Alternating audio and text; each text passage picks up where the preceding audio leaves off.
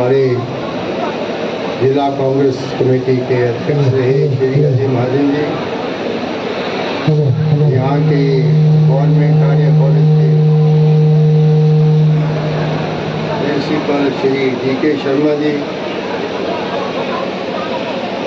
और Nurpur sub division के SDM Shri Kaushal Singh ji हमारे बीच में, यहाँ उपस्थित गवर्नमेंट डिग्री कॉलेज की प्रिंसिपल श्रीमती शर्मा जी और आर्य कॉलेज के हमारे प्रेसिडेंट MNC के श्री कुलदीप कुमार जी, चेयरमैन श्री अशोक शर्मा जी और महिला कांग्रेस की president Shrimati Aruji Jimbal ji, president Nurpur block Congress committee के श्री सुशील जी, फंक्शन में उपस्थित सभी यहाँ पर आए हुए बच्चे, अभिभावक और भिन्न भिन्न विभागों के हमारे ऑफिसर साहिबान और यहाँ पर उपस्थित बुजुर्गों, भाइयों बहनों और प्यारे बच्चों, आज खुशी है कि मुझे बड़े दिनों के बाद हमारा ये सब डिवीजन नूरपुर इस गवर्नमेंट आर्य डिग्री कॉलेज में मुझे आने का मौका मिला और यहाँ पर बच्चों ने बहुत ही अच्छा प्रदर्शन किया है। मैं देख रहा था कि इस कॉलेज में बच्चियों की संख्या ज़्यादा है और लड़कों की संख्या कम है और इससे पता चलता है कि हमारे एजुकेशन सिस्टम में काफ़ी बच्चियों की तरफ जो है वो शिक्षा का रुझान जो है वो ज़्यादा है। इसलिए कहा गया है कि अगर हम एक बच्चे को शिक्षा देते हैं तो हम एक आदमी को शिक्षा देते हैं, जब हम एक बच्ची को शिक्षा देते हैं तो हम पूरे परिवार को शिक्षा देते हैं। और इस कॉलेज का काफ़ी प्राचीन इतिहास रहा है। हमारे स्वर्गीय श्री सत महाजन जी कई मरतबा कांग्रेस पार्टी के अध्यक्ष रहे और मेरे साथ भी उन्होंने मंत्रिमंडल में काम करने का मौका मिला और उस वक्त एक छोटे से आर्य कॉलेज के रूप में इस संस्था को चलाया गया और उस वक्त खास करके ये गर्ल्स कॉलेज था, बच्चियों का कॉलेज था और समाज के साथ साथ उस वक्त हमारे क्षेत्र में कोई ऐसा डिग्री कॉलेज नहीं था। हमें अपनी शिक्षा लेने के लिए या तो डिग्री कॉलेज धर्मशाला जाना पड़ता था और उच्च शिक्षा प्राप्त करने के लिए हमें पंजाब यूनिवर्सिटी चंडीगढ़ जाना पड़ता था। और जिन हालात में हमारे बच्चे इन इलाकों के पढ़े, कोई गरीब परिवारों के लोग थे, जब स्वर्गीय राजा वीरभद्र सिंह पहली मरतबा वो मुख्यमंत्री बने तो पहला कॉलेज जो गांव में हमने टेक ओवर किया वो Wazir Ram Singh memorial degree college Beri, उसकी सर्विस हमने टेक ओवर की और पहला कॉलेज था जो कि ग्रामीण क्षेत्र में खोला गया और उस वक्त वो भी एक प्राइवेट कॉलेज था। हमारे सहयोग से, लोगों के सहयोग से वो कॉलेज जो था वो भी नूरपुर में स्थित था, देवी के स्थान पे। और उसके बाद जो है वो एक ऐसी मुहिम चल पड़ी कि हर एक चुनाव क्षेत्र में कांग्रेस पार्टी ने एक एक दो दो डिग्री कॉलेज खोले और आज सबसे ज़्यादा कॉलेज जो है वो आज डिग्री कॉलेज जो है वो हिमाचल प्रदेश में है। कई विधानसभा क्षेत्र ऐसे हैं जहाँ तीन कॉलेज भी हैं। हमारे पड़ोस में गंगत विधानसभा क्षेत्र है, वहाँ पर एक गवर्नमेंट कॉलेज जो है वो अंदौरा में खोला गया और दूसरा जो प्राइवेट कॉलेज को था उसको टेक ओवर किया गया। इस तरह से कांगड़ा में 3 डिग्री कॉलेज खोले गए, एक मटौर में खोला गया, एक लंज में खोला गया। कुलेर विधानसभा क्षेत्र में एक कॉलेज खोला गया नगरोटा सुरीला। उस वक्त मुख्यमंत्री जी की सोच थी कि हमारे जो गाँवों के बच्चे हैं वो उच्च शिक्षा प्राप्त करने के लिए दूर दराज के इलाके में लाए और ख़ास करके बच्चियों के लिए बड़ी परेशानी होती थी जब वो कॉलेज एजुकेशन के लिए ले गए। तो यहाँ के कॉलेज का भी श्रेय स्वर्गीय श्री सत महाजन जी को, जो हमारे बीच में नहीं है, लेकिन उनके सुपुत्र श्री अजय महाजन जी जो हमारे साथ MLA रहे हैं, उन्होंने भी इस कॉलेज को जो है वो आगे बढ़ाने के लिए पूरा प्रयास किया। और मैं अभी देख रहा था कि इस कॉलेज के लिए 20 करोड़ 34 लाख रुपया जो था वो सैंक्शन किया और 4.62 करोड़ जो थे वो उसके काम के लिए जो है वो दिए गए थे, जिससे काम शुरू हो गया और उसको कंप्लीट करने के लिए 8 करोड़ रुपये की और जरूरत है। टोटल पूरा अगर ये कैंपस बनाना होगा तो उसके लिए 15 करोड़ 72 लाख रुपये की जरूरत है, जो कि उस वक्त राजा वीर भद्र सिंह जी ने हर एक गवर्नमेंट कॉलेज के लिए जो है वो 5-5 करोड़ रुपये दिए और आज वो सभी कॉलेज की बिल्डिंगें जो है वो बन करके तैयार हो गई। लेकिन पिछली मरतबा पैसा होने के बावजूद जो है ये कॉलेज जो है वो समाज के ऊपर जो है उसकी जो कंस्ट्रक्शन है वो पूरी नहीं हो सकी।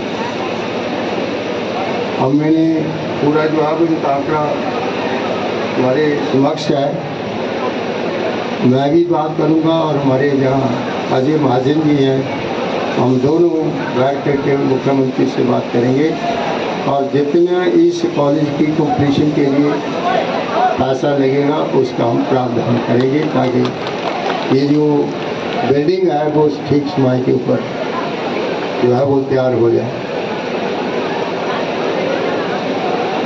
एजुकेशन की एक्सपेंशन बहुत हुई है,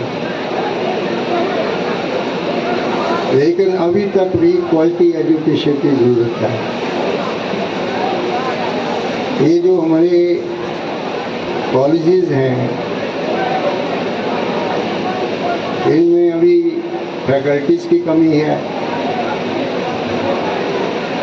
कॉलेजेस में अभी जो है वो आधारभूत ढांचा जो है उसकी ज़रूरत है और जब हम हायर एजुकेशन की बात करते हैं,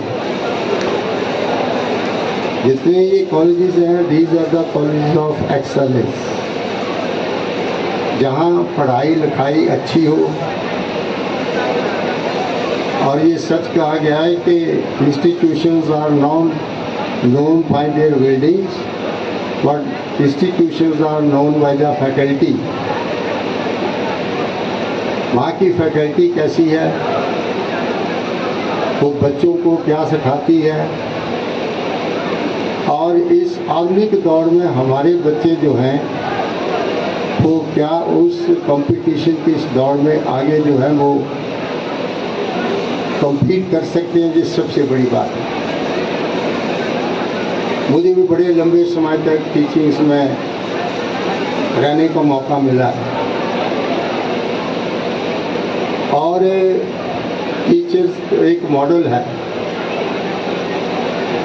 एक मैक्सिम इंग्लिश में आता है कि teacher is there, students are there, teaching is there but there is no learning. अध्यापक भी है, बच्चे भी हैं, अध्यापक ने पढ़ाया भी है लेकिन बच्चों ने सीखा नहीं। कई बार मैं बच्चों से ये प्रश्न पूछता है कि ये किसका कसूर है, ये मास्टर जी का कसूर है, लेक्चर का कसूर है या स्टूडेंट्स का कसूर है? तो कई बार बच्चे जवाब देते हैं कि ये स्टूडेंट्स का कसूर है। मैंने कहा नहीं, ये लेक्चरर का कसूर है कि टीचर भी है, बच्चे भी हैं, पढ़ाया भी है लेकिन बच्चे ने सीखा नहीं। तो ये लर्निंग प्रोसेस जो है ये इसलिए ज़रूरी है कि जो कुछ हम अपने मुखारबन से डिलीवरी करते हैं उससे बच्चा जो है वो कितना जो है उसको अंडरस्टैंड करता है। हमारे बच्चे जो हैं वो कोई IQ में कम नहीं है, इंटेलिजेंस कोशेंट में कम नहीं है।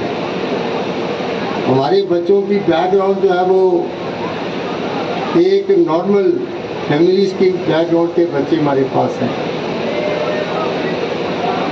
इसलिए हमारे जो अध्यापक लोग हैं या जो हमारे प्रोफेसर लोग हैं उनको उस लेवल में जा कर के जो है वो अपनी टीचिंग को बड़ा इफेक्टिव बनाना है,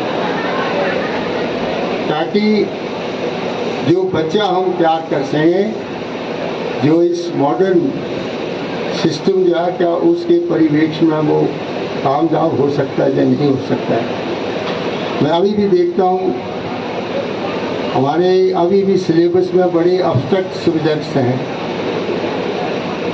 वही हमारी फिजिक्स का सिलेबस है, वही हमारी केमिस्ट्री का सिलेबस है, वही बायोलॉजी का है, बॉटनी का है, वही हमारी ह्यूमैनिटीज़ का है।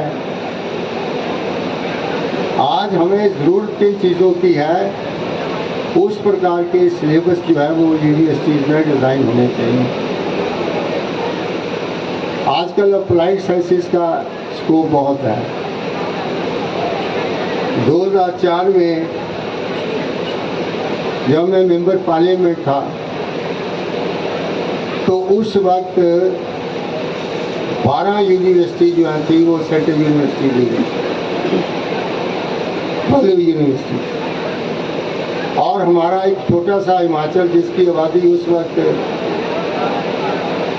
60 लाख के लगभग है, उसके लिए भी सेंट्रल यूनिवर्सिटी है। और वो सेंट्रल यूनिवर्सिटी जो थी उस वक्त हमारा जो सबसे बड़ा साइंटिफिक एडवाइज़र था, जो ऐसी यूनिवर्सिटियाँ बनाने चाहते थे जिसको कैम्ब्रिज और दूसरी यूनिवर्सिटियों के आर पार हों, सैम पिट्रोडा नॉलेज कमीशन के चेयरमैन थे और उन्होंने हमें 12 यूनिवर्सिटीज दी और जिला कांगड़ा के लिए हमारी एक यूनिवर्सिटी थी जिसमें 22 स्कूल ऑफ थॉट। अब यूनिवर्सिटियों का कंसेप्ट भी बदल गया। अब यूनिवर्सिटियों में डिफरेंट स्कूल ऑफ थॉट्स हैं और उस यूनिवर्सिटी में जैसे एक मेडिकल कॉलेज अलग था, लॉ कॉलेज अलग था, ह्यूमैनिटीज़ के कॉलेज अलग थे, नैनो टेक्नोलॉजी का कॉलेज अलग था, आर्ट्स साइंसेस के कॉलेज अलग थे और वाइस फैकल्टीज थी उसमें, वाइस स्कूल ऑफ थॉट, जिसमें के हमारे नौजवानों ने जो है वो रिसर्च करने की, और वहाँ के जो स्टूडेंट्स क्वालिफाई करके जाते थे वो विश्व की जो यूनिवर्सिटीज़ हैं, कैम्ब्रिज है, हार्वर्ड यूनिवर्सिटी है, उसके एट पार वो यूनिवर्सिटियाँ थी।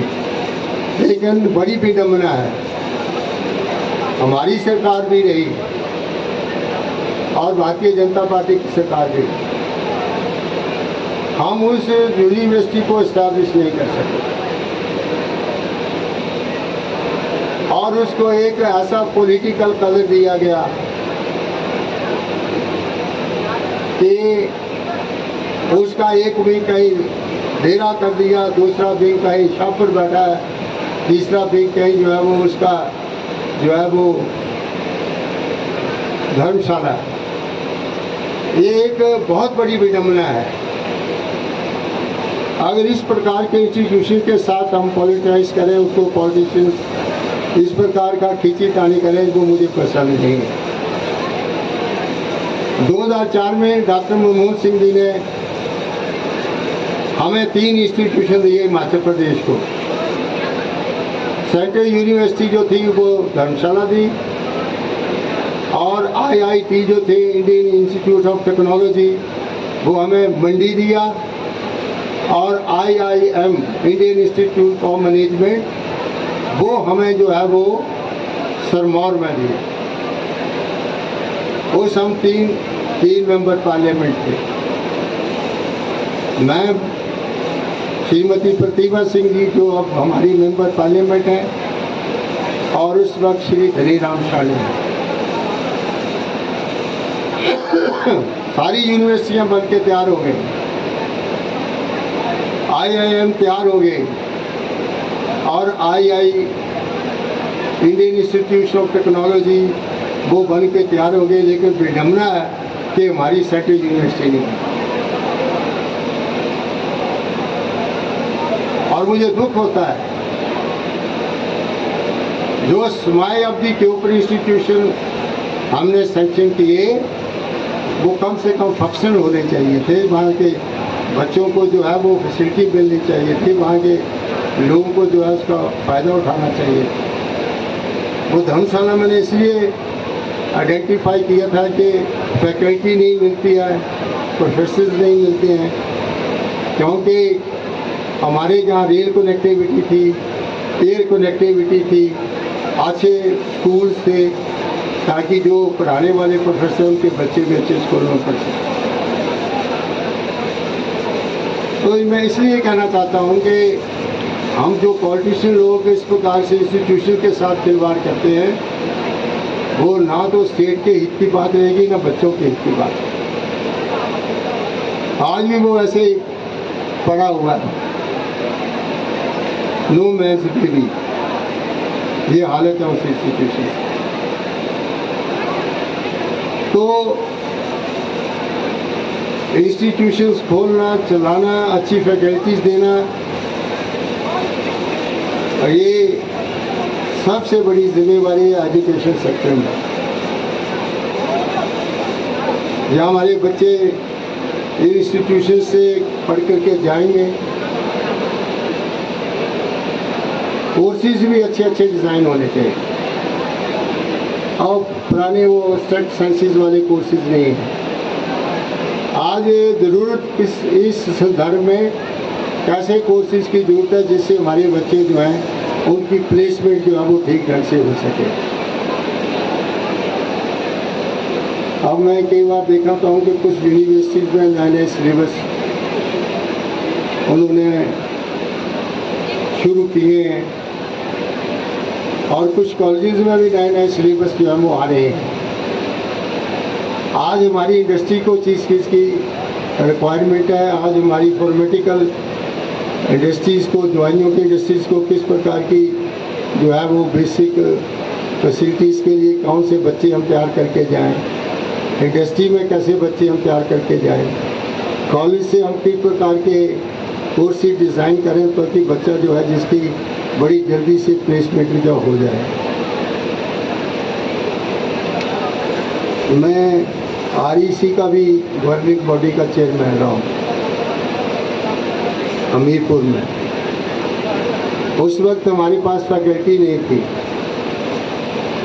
उस वक्त मैंने बेस्ट प्रोफेसर जो थे उनका मैंने चयन कराया। आज वही REC जो है, रीजनल इंजीनियरिंग कॉलेज, जिसको अब NIT कहते हैं, नेशनल इंस्टीट्यूट ऑफ टेक्नोलॉजी। और अब मैं हैरान हूँगा कि जब मैं मेंबर पार्लियामेंट था तो वहाँ के बच्चे जो थे वो इसरो में सेलेक्ट हुए। और जब मैं वहाँ, एक हमारा डेलीगेशन MP का गया और हम जो थे वो पूना का डिफेंस की जो वहाँ पर काम हो रहा था उसको देखने गए, तो मेरे साथ जो लड़का, 2 साइंटिस्ट अटैच किए गए। पहले तो अंग्रेजी बोलते रहे, फिर पहाड़िया पर ही आइए। मैंने कहा आप कहाँ से हैं? कहते जी हम धर्मशाला से हैं। मैं क्या, आप क्या करते हो यहाँ? कहते जी मैं साइंटिस्ट हूँ, मिसाइल्स के ऊपर काम कर।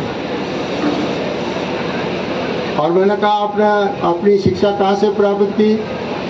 तो मुझे कहने लगे कि जब आप गवर्निंग बॉडी के चेयरमैन थे REC के हमीरपुर, तो मैं वहाँ स्टूडेंट था। कितनी फख्र की बात है। हालांकि मैंने कोई टीचिंग थोड़ी करवाई थी वहाँ, मैं तो एज ए मिनिस्टर था, गवर्निंग बॉडी का चेयरमैन था। लेकिन मेरा दिल जो था वो इतना खुश हुआ कि हमारे उन गांवों के पढ़े हुए बच्चे जो हैं आज मिसाइल्स के ऊपर जो है वो रिसर्च कर, पूना साइंटिस्ट है। तो हमारा जो जहाँ का जो बच्चा है या बेटी है वो किसी से कम नहीं है। मैं आपको बताऊं, मुझे बहुत सी स्टेटों में जाने का मौका मिलता है। अगर हमारे यहाँ के बच्चे कोई माइग्रेट करता है नौकरी के लिए, तो वो प्रोफेशनली साउंड आदमी होगा, या कोई इंजीनियर होगा, कोई डॉक्टर होगा, या कोई प्रोफेसर होगा। हम UP, बिहार, मध्य प्रदेश, जिनको हम बमारू स्टेट कहते हैं, बमारू स्टेट्स, उनके लोग स्किल्ड और अनस्किल्ड रोटी रोजी की जो खोज में जो है वो माइग्रेट करते हैं। हमारे लोग जो हैं वो लेबर के लिए माइग्रेट नहीं करते।